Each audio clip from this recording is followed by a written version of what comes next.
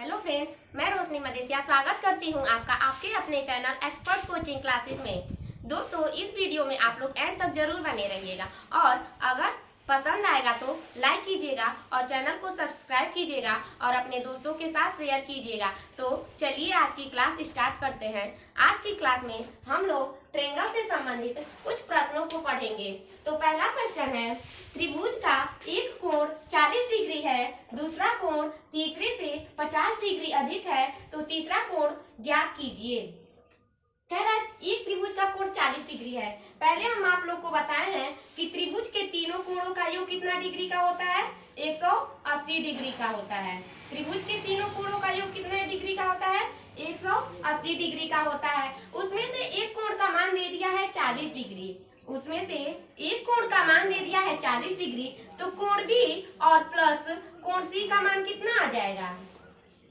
तो कोण B plus कोण सी इक्वल टू 180 और ये प्लस में है तो इधर आ जाएगा माइनस में। तो कोण बी प्लस कोण सी इक्वल टू आ जाएगा 8 में से 4 जाएगा तो 4 1। तो कोण बी प्लस कोण सी का मान कितना आ गया? 140 डिग्री आ गया। उसके बाद कह रहा है दूसरा कोण तीसरे से 50 डिग्री अधिक है। दूसरा कोण क्या है मेरा? कोण बी है और तीसरा कोण क्या है? कोण सी है। कह रहे 50 डिग्री अधिक है। इसका मतलब कि इसका डिफरेंस कोण बी और कोण सी का डिफरेंस कितना दिया है? 50 डिग्री दिया है। तो एक इक्वेशन बन गया, दिया है कोण बी प्लस कोण सी इक्वल टू 140 और कोण बी माइनस कोण सी इक्वल टू दिया है 50। अब यहाँ से हम लोग हल करेंगे। यहाँ से सी से सी कट जाएगा और क्या बच गया? 2 कोण बी इक्वल टू 0, 5, 4, 9 और 1। तो यहाँ से कोण बी का मान कितना आ जाएगा? 190 और ये आ जाएगा बट्टे में 2 से काटेंगे, 2 एकम 2, 2 9 18 और 2 बचे 10। तो कोण बी का मान कितना आ जाएगा? कोण बी का मान आ जाएगा 95 डिग्री। जब कोण बी का मान आ गया 95 डिग्री, हमसे पूछ रहा है तीसरे कोण का मान, इसका मतलब कोण सी का मान पूछ रहा है।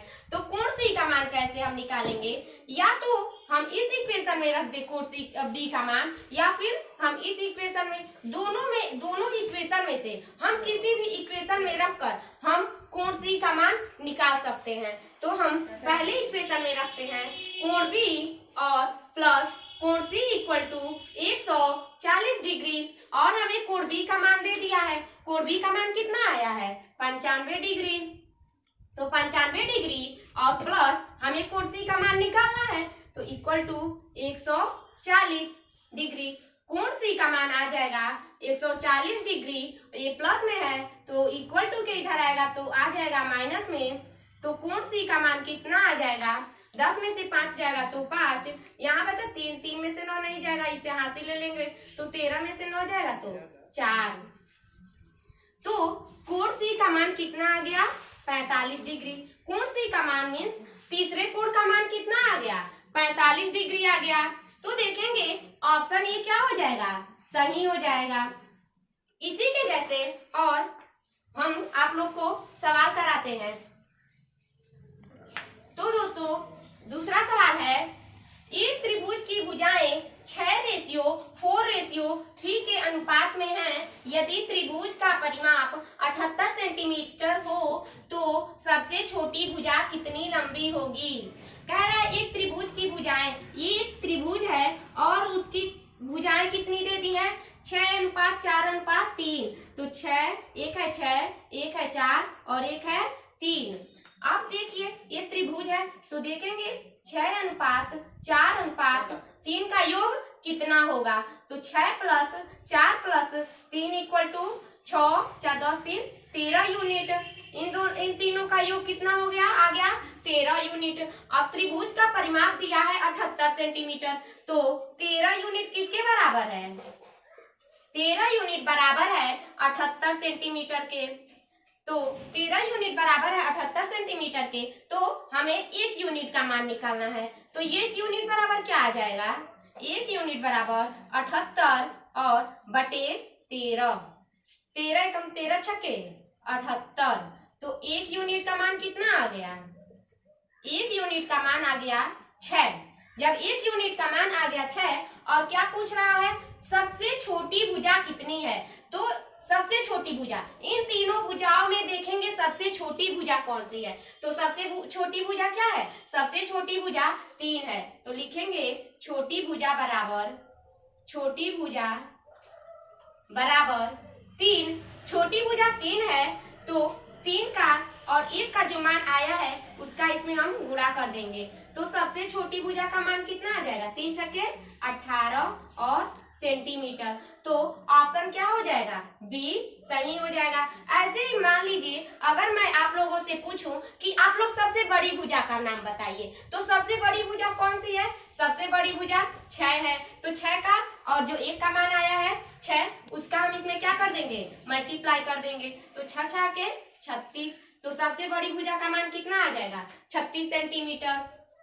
तो सबसे छोटी भुजा का मान 18, हमसे तो यहाँ छोटी भुजा का मान पूछा है तो इसलिए हम 18 सेंटीमीटर पे टिक कर देंगे।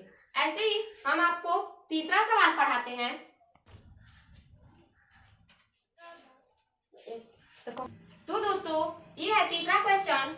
तीसरा क्वेश्चन है, एक त्रिभुज की भुजाएं 1/3/1/4/1/6 के अनुपात में हैं और उसका परिमाप 108 सेंटीमीटर है। त्रिभुज की सबसे बड़ी भुजा की लंबाई है। देखिए भुजा दिया है 1/3 के अनुपात में 1/3 अनुपात 1/4 अनुपात 1/6 के अनुपात में दिया है। पहले तो इसे हम लोग सिंपल रेशियो में चेंज करेंगे। पहले इसे सिंपल रेशियो में चेंज करेंगे। तो सिंपल रेशियो में कैसे चेंज करेंगे? 3, 4 और 6 का क्या लेंगे? एलसीएम लेंगे। 2 दूनी 4, 2 तिहाई 6, 3 एकम 3, 2 दूनी 4 तिहाई 12। तो इसका एलसीएम कितना आ गया? 12 आ गया। तो इन तीनों को हम लोग 12 से क्या कर देंगे? गुणा कर देंगे। क्या कर देंगे? 12 से गुणा कर देंगे। तो 12 से गुणा करेंगे तो कितना आएगा? 3 एकम 3, 3 चौको 12, 4 एकम 4, 4 तिहाई 12, 6 एकम 6, 6 दूनी 12। तो सिंपल रेशियो में कितना आ गया? 4:3:2। अब आ गया सिंपल रेशियो में 4:3:2। तो आ गया त्रिभुज की भुजा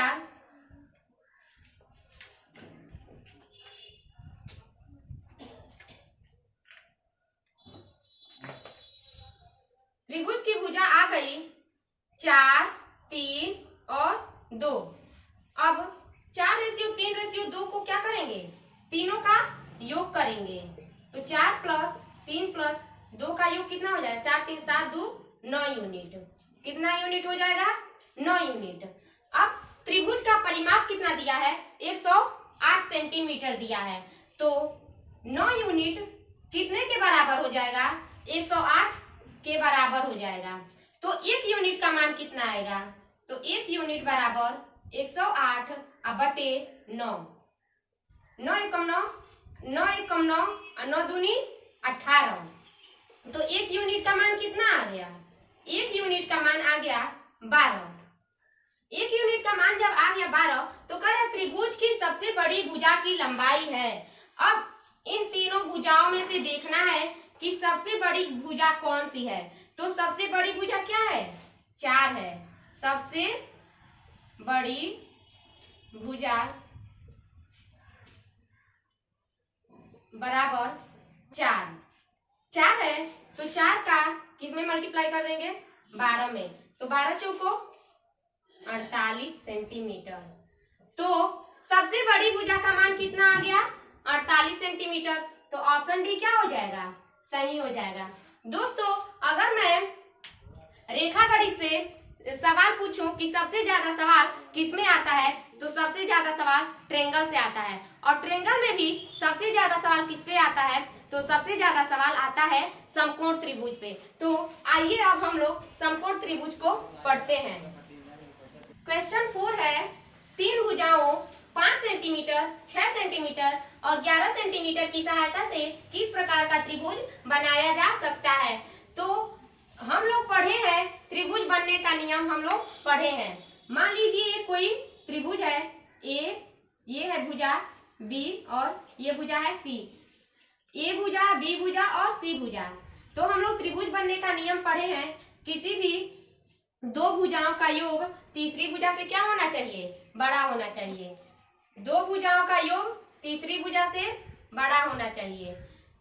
दो भुजाओं का क्या योग, जैसे बी और सी को लेते हैं तो क्या होना चाहिए, तीसरी भुजा से बड़ा होना चाहिए।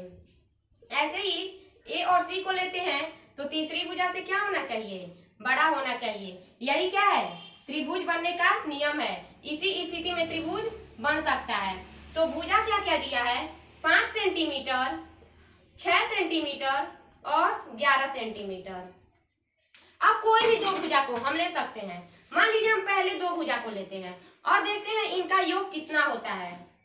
5 + 6, दो छोटी भुजाओं का योग ले लिए और एक भुजा ले लेते हैं, एक बड़ी भुजा। अब देखते हैं बड़ी भुजा से क्या ये बड़ा आ रहा है, तो 6 × 5 = 11।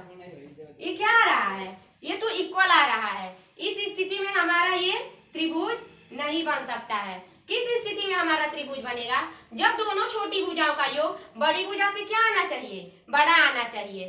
तो इस स्थिति में ये त्रिभुज नहीं बन सकता। तो ऑप्शन डी सही हो जाएगा, कोई त्रिभुज नहीं बनाया जा सकता। अब क्वेश्चन 5 है। क्वेश्चन 5 है, तीन भुजाओं 12 सेंटीमीटर, 10 सेंटीमीटर और 15 सेंटीमीटर की सहायता से किस प्रकार का त्रिभुज बनाया जा सकता है। कह रहा किस प्रकार का त्रिभुज बनाया जा सकता है। तीन भुजा दिया है 12 सेंटीमीटर, 10 सेंटीमीटर और एक दिया है 15 सेंटीमीटर। तो क्या होता है, त्रिभुज किस पे कैसे बनते हैं, दो भुजाओं का योग बड़ी भुजा से बड़ा आना चाहिए। तो दो भुजा हम ले लेते हैं 12 और एक 10, तो और बड़ी भुजा एक भुजा, तो दो भुजाओं का योग बड़ी तीसरी भुजा से क्या आना चाहिए, बड़ा आना चाहिए। तो 12 10 कितना हो जाएगा, 22। तो देखेंगे ये तो बड़ा आ रहा है, तो ये क्या हो जाएगा, ये त्रिभुज बन सकता है। तो लिख देंगे त्रिभुज बनाया जा सकता है, बनाया जा सकता है। अब ये तो पता चल गया कि त्रिभुज बनाया जा सकता है, लेकिन किस प्रकार का त्रिभुज बनेगा आपको ये बताना है। तो किस प्रकार का त्रिभुज बनेगा, तो ये देखने के लिए क्या करते हैं, देखते हैं सबसे बड़ी भुजा कौन सी है। सबसे बड़ी भुजा कौन सी है, तो सबसे बड़ी भुजा क्या है, तो सबसे बड़ी भुजा और दो छोटी भुजा, दो छोटी भुजा, तो सबसे बड़ी भुजा का वर्ग और दो छोटी